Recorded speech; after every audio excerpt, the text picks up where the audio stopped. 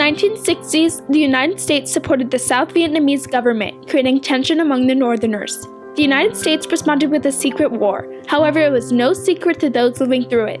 America answered with a gruesome campaign in which over 2.7 million tons of bombs were dropped. This was more than what was dropped during World War II. Consequently, innocent Cambodian citizens lost their homes and many lost their lives. To rise against the United States attacks, many Cambodians joined with those fighting French colonization. Together, they became the Communist Party of Kampuchea, also known as the Khmer Rouge. After staging a military coup against the prince, Lon Nol proclaimed himself as president of the Khmer Republic. However, his army was powerless and soon the Khmer Republic and the major city of Phnom Penh fell to the Khmer Rouge. Merely a few days later, approximately 2 million people were forced into the countryside to take up agricultural work. Starvation and safety. Thousands of Cambodian citizens died during these evacuations. The Khmer Rouge used their power to strip citizens of basic rights and transform the country into a communist society. In order to escape the harsh rule of the Khmer Rouge, many fled to border or refugee camps. More than 2 million people left the war-torn country, and 250,000 died overseas in search of freedom. The forced migrants faced storms, disease, starvation, and drowning attacks by pirates.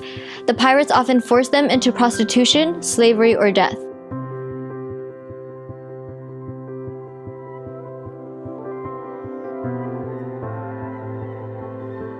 Well, we did not have much to think about, but what is going to be there to eat, or water to shower and and take a bath. 10 to 70% of overseas migrants died in the journey. In 1978, the Vietnamese overthrew the Khmer Rouge, causing many Cambodians to seek refuge in the border of Thailand. By 1979, 750,000 Cambodians were in border camps, fleeing poverty and starvation. However, in refugee camps, Cambodians were forced to be dependent on outside assistance. There's actually 9 of us all together, and so I have 9 brothers and sisters, and so 2 of them, they stayed back. It's because they got married, and then so 7 of us came with my parents, and I was the 6th child, and so I was literally 8 when we left the country.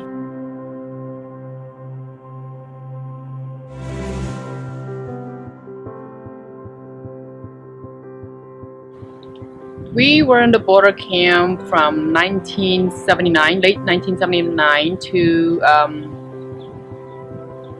1983, and we got to America in June 1984, and the YMCA was the one responsible for us to be here.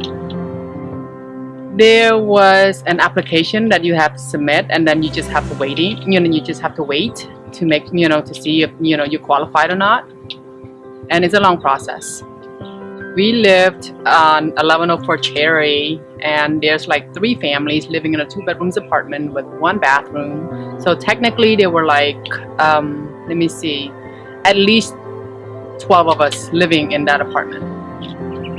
When we first got here, we felt like we were so lost, culture-wise, food-wise, everything. I was the oldest amongst the ones who were not married. So I was the 6th child, but then I was the oldest among the 4. I have 3 younger ones.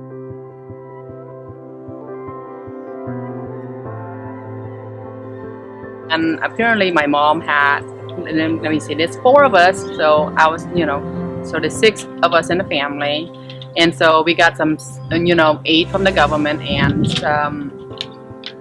not much, but just enough to pay for the housing, the necessities, the housings and the foods. The Refugee Act of 1980, passed by President Jimmy Carter, provides for the effective resettlement of refugees, especially those from Southeast Asia. A new definition of refugee emerged: a person who has been forced to leave their country in order to escape war, persecution, or natural disaster. It was the first act to face up to the realities of modern refugee situations. Beginning in 1979, America went from taking in 17,400 immigrants a year to 50,000 because of the humanitarian crisis in Cambodia during and after the Khmer Rouge.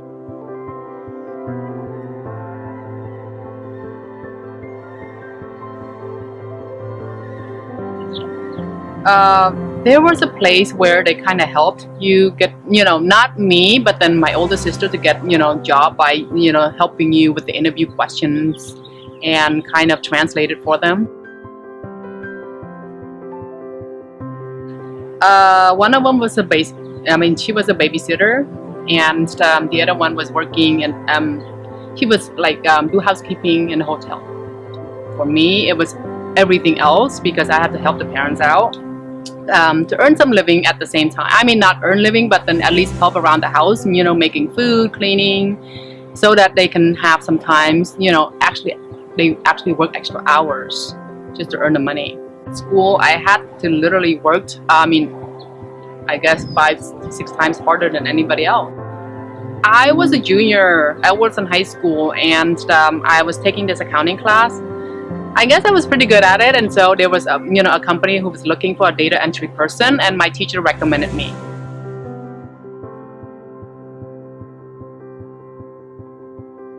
Well, I was a 7th grader at Stanford Junior High School at the time, and it was a really bad experience because I didn't speak any English whatsoever, and I didn't know how to read or write. And so because I had no education for the first 12 years of my life.